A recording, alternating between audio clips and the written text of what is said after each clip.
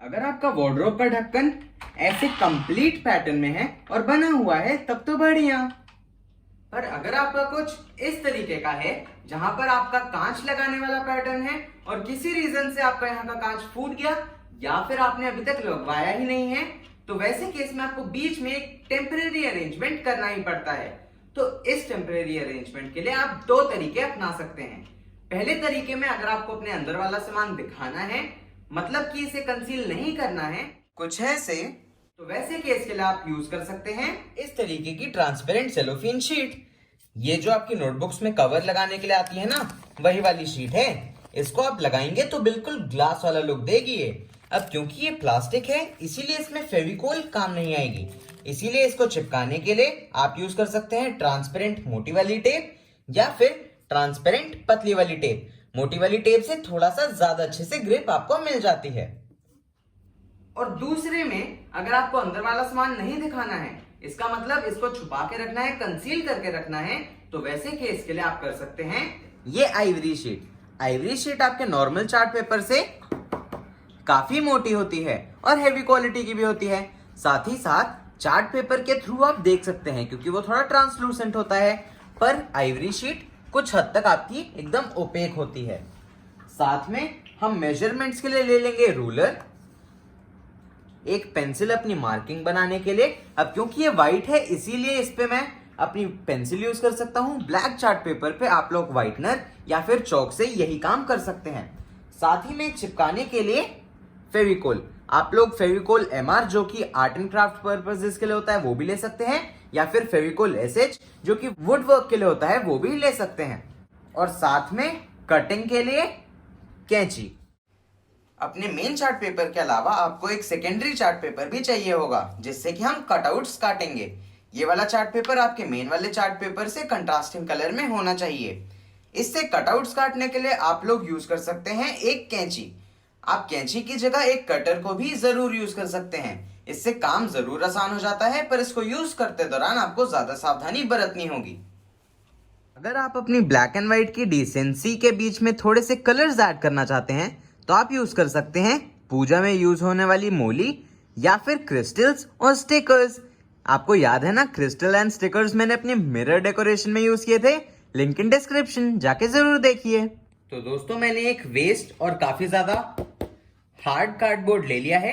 इस पे मैं अपनी डिजाइन को ट्रेस करूंगा और उसी से अपने कटआउट बनाऊंगा। कटआउट के तैयार हो जाने के बाद आप उसे चार्ट पेपर पे रख के मार्किंग बना के और फिर उसे कटआउट कर लें। और इसी तरीके से आप लोग अपनी दूसरी डिजाइन्स भी बना सकते हैं, जैसे कि यहां पर मैं बना रहा हूं अपने ओवल्स। दोस्तों कई बार डिजाइन काटते हुए आपका इस तरीके से एजेस डैमेज हो जाते हैं, तो वैसे केस में आप एक कैंची लेके उसे इस तरीके से थोड़ा थोड़ा काट के स्मूथ कर सकते हैं। तो ये देखिए दोस्तों, यहां पर मैंने अपने कटआउट्स तैयार कर लिए हैं। एक जगह मैंने बनाए हैं अपने ओवल्स और एक जगह बनाए हैं अपने स्टार्स, और ये देखिए कितने सुंदर लग रहे हैं। आप अपनी क्रिएटिविटी के हिसाब से कोई भी कटआउट बना सकते हैं।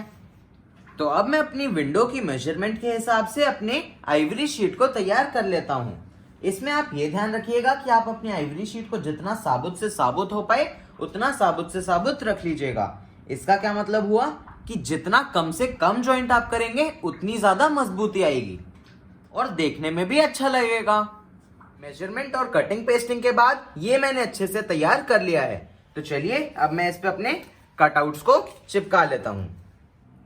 तो मूली को अच्छे से चिपका लेने के बाद चलिए हम अपने क्रिस्टल्स भी लगा लेते हैं।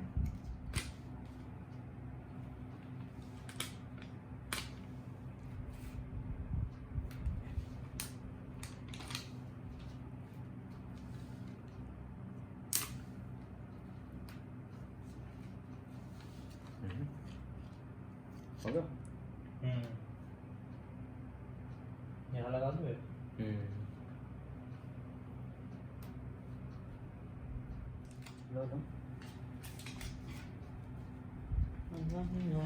That's complete है ना? वो कंप्लीट हो गई। अरे नहीं भैया, अभी बीच बीच में थोड़ी रह गई बस। तो अब इसको बनाते टाइम हमें प्रिकॉशंस क्या लेने हैं। सबसे पहला प्रिकॉशन है कि आप जब इसे लगाएंगे, फिक्स करेंगे अपनी विंडो पेन पे, उस दौरान ये जो जॉइंट है आपको सेम लेवल पे रखना है और इसे अपने आई लेवल से ऊपर रखना है ताकि एकदम से नोटिस में ना आए। दूसरी चीज ये है कि आपके जो कटआउट्स होते हैं उसका जो चार्ट पेपर होता है उसमें एक डार्क साइड होता है और एक ब्राइट साइड होता है। ब्राइट साइड मतलब थोड़ा सा वो शाइनी होता है, तो आपको वो देख लेना है कि कटआउट पेस्ट करते दौरान कौन सा फेस आपको ऊपर रखना है। तो चलिए अब इसे लगाएं। ये लीजिए, हो गया। अब डिजाइन को सिमेट्रिक रखना है या फिर एसिमेट्रिक, वो आपके हाथों में है। और एक डिजाइन है ये जिसपे आप लोग व्हाइट बैकग्राउंड पे ऐसे सुंदर से स्पाइरल्स देके अपनी डिजाइन बना सकते हैं। तो इसके लिए आप कोई भी चार्ट पेपर ले सकते हैं अपने मनपसंद कलर का, पर मेरे हिसाब से अगर आप व्हाइट यूज करें तो और भी ज्यादा सुंदर लगेगा। और साथ ही साथ ऐसे दुकानों में बर्थडे पार्टी डेकोरेशंस के लिए आपको ऐसी क्रेप पेपर की स्ट्रिप्स मिलती हैं, आप देख ही सकते हैं। इसमें आपको प्लेन पैटर्न भी मिल जाता है और साथ ही साथ इस तरीके का प्रिंटेड पैटर्न भी मिल जाता है। अब इस पे स्पाइरल डिजाइन बनाने के लिए आप लोग ऐसी कई सारे कलर की ले सकते हैं और फिर अपने चार्ट पेपर के स्टार्टिंग में एक हल्की सी फेविकोल की डॉट रख के यहाँ चिपका लें और फिर इसके बाद इसे खोलें और फिर ऐसे गोल घुमा दें और देखिए कितना सुंदर आपका स्पाइरल आ रहा है। इसी तरीके से आपको स्पाइरल अपने पूरे चार्ट पेपर की लेंथ का बना लेना है, कुछ इस तरीके से। और फिर अपने दूसरे एंड पे आपको इसे चिपका देना है एक फेविकोल की डॉट रख के। ज्यादा फेविकोल लगाने पर आपका ये वाला पेपर रंग छोड़ देता है और उसके वजह से बाहर से ये अच्छा नहीं दिखता है। और फिर इसी तरीके से आप अपनी रिक्वायर्ड नंबर ऑफ स्ट्रिप्स लगा लीजिए। अब है जीरो टेंशन, है ना?